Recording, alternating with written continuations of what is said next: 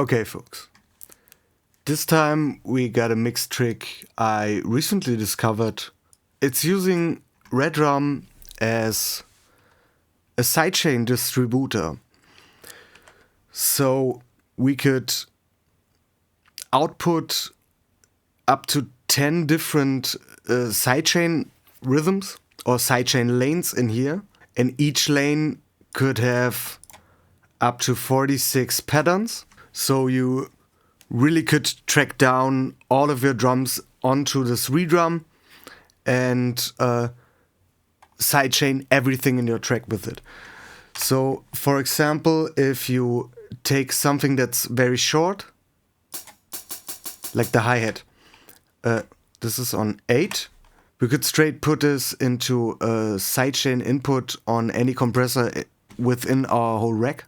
I had to route something here. So this compressor sits in here and is cabled like this. So if we hit run on that, we get the sidechain signal. We could easily manipulate this pattern, even use the hard or soft settings.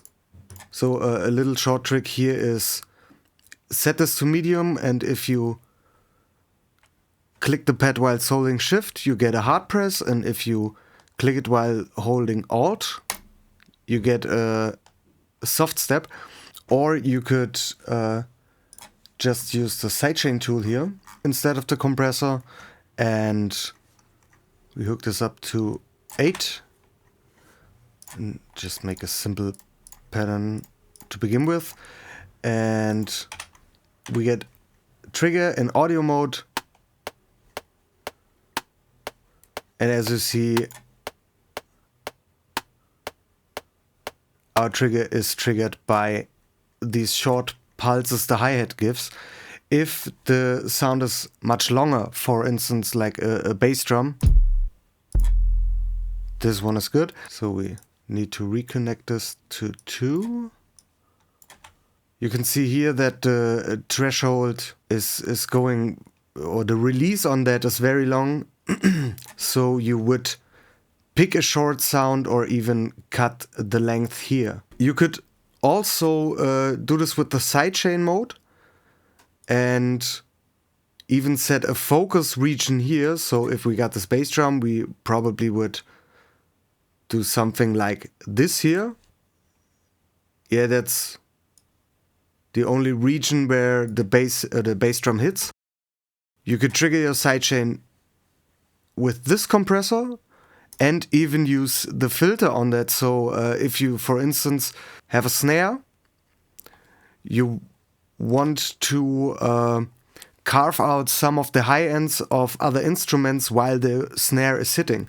So we could choose our snare, that's lane 4 or channel 4, and we could say, okay, high band, and everything about everything above 1K is now turned down a little when the snare appears. So if we place the snare here and here,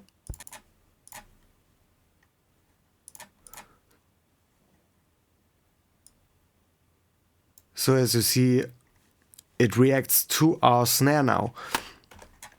So a little cool fun trick with that is we also could use send out and send to. So we get 2 mixed channels where we even could say we want to duck at the same moment as our bass drum and as the snare hits. So we both would set this up to S1. So only these 2 get sent to S1. And if we hook this up to a new MIDI channel, to a new mix channel, you see as I play here, they only would go out to this. So we get a combined signal, or even 2 combined trigger signals to sidechain our signals to. So you don't need to play around in the sequencer here. you could just go to reasons sequencer, and let's say this was our drum pattern, just something stupid simple, nothing fancy here, and I guess this would be the hi-hat. It's just for demonstration purposes. We could just copy over our existing drum track and rearrange the notes. If they are not appearing when you drag up from an instrument to the Redrum, because Redrum has this special view here, the notes are typically very high. So, for instance, if I go backwards, select all with Control A, and you see C3 is the root note here, but Redrum doesn't have that, so we need it to take down to C1. So, and as you see, we got our bass drum, our clap, our bass drum, our clap, our bass drum, our clap, and instead of hi-hats, I choose snare drums here because I haven't changed it. So we just could move that up to a hi-hat, and now we got our sidechain for our drums ready to go. We just need to hook this up to the different destinations. My advice would be to have this already in your rack loaded. Call it sidechain triggers, and disconnect the stereo out so you don't hear what you just hear the pumping and not the actual audio samples in there. Okay guys, that's enough for today. I hope you enjoyed it and learned something. If so, please leave a like and a comment and subscribe down below, because many of you didn't have subscribed. Have a nice day. Until next time.